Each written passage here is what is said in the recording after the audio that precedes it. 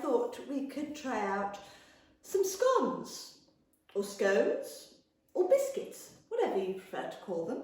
And I have decided to go for a savoury number. I think we're going to do a cheesy scone.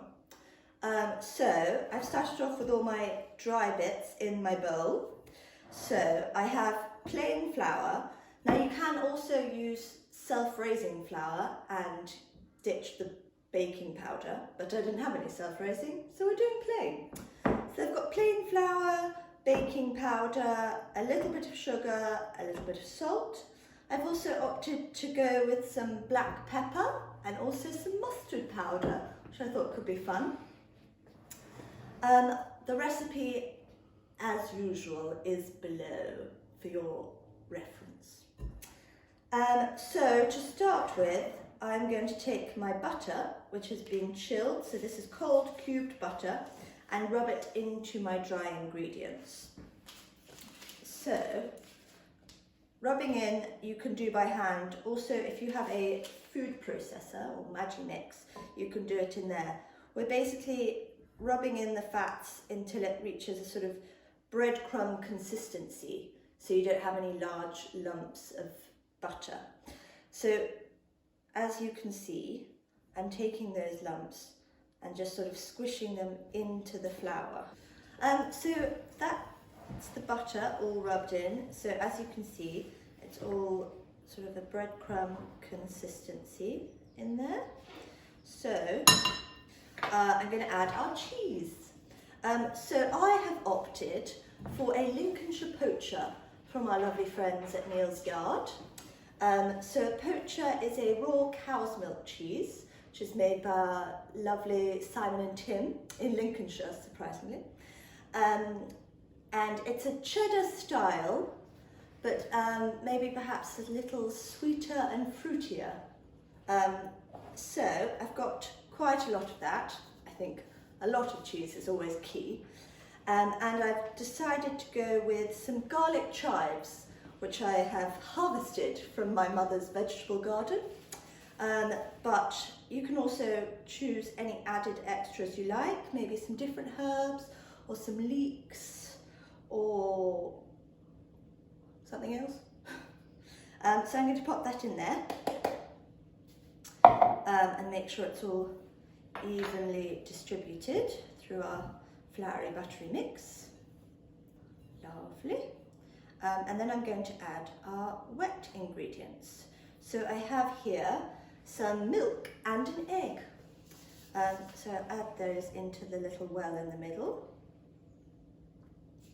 And I like to use a fork just to go from the inside and slowly bring the dry ingredients from the side into the centre dough. There we go, add a bit more in with the egg. Plop. Lovely. So we'll mix that all in. And the key thing with scones, which I'm sure you've heard, is to not overwork the dough. One doesn't want a tough scone. So we'll pop that all in, and we want it to sort of form into a rough dough. So once that's happened, I sort of ditch the fork and just get my hands involved to just make sure any dry bits of cheesy flour are incorporated into the dough. Lovely. Definitely getting wafts of garlic chive.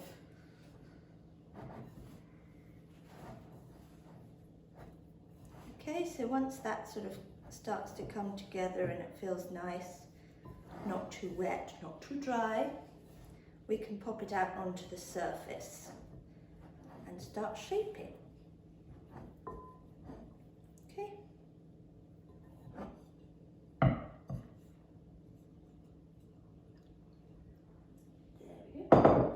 So I'll just make sure I've got all those loose bits of flour just patted in.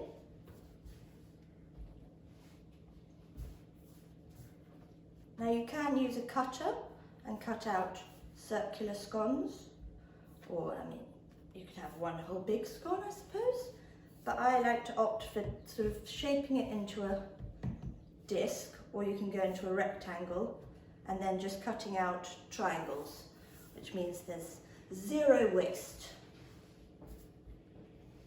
Okay, just make sure I've got everything. I'm going to use a pastry cutter. I'll just go in half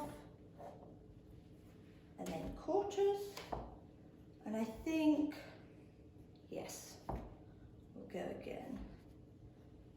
So we end up with 8 lovely little triangles. So I'll pop them onto my tray, and what I'm going to do now is chill them.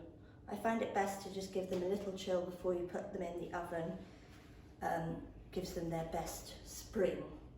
Also at this point you can put them in the freezer just to pull out whenever you need, if you fancy a little afternoon scone snack, so you can pull it straight from the freezer, give it its little egg wash and pop it in the oven. Okay. So those are nicely chilled there. So next we're going to do our egg wash. So I have just here, it's an egg with a bit of milk. I'm going to brush on their top. Usually we just do it on the tops to give it that nice glaze. So I've got my oven at 200 degrees, which usually does the trick, and I'm going to pop them in for probably 15 to 20 minutes. And we'll see how we go with that. You want to make sure you get a nice load of glaze on there. See what they're like? Oh, delight! Hit with an intense waft of cheese. It's always what we like. Yes, those look delightfully golden and crisp. Quite happy with those actually. So I think definitely with scones you want to eat them warm when they're at their bestest. So I think these will be lovely, maybe just with a bit of butter. Have them with some salad, lovely light lunch. Let's have a look inside. Oh yes, delight. Oh,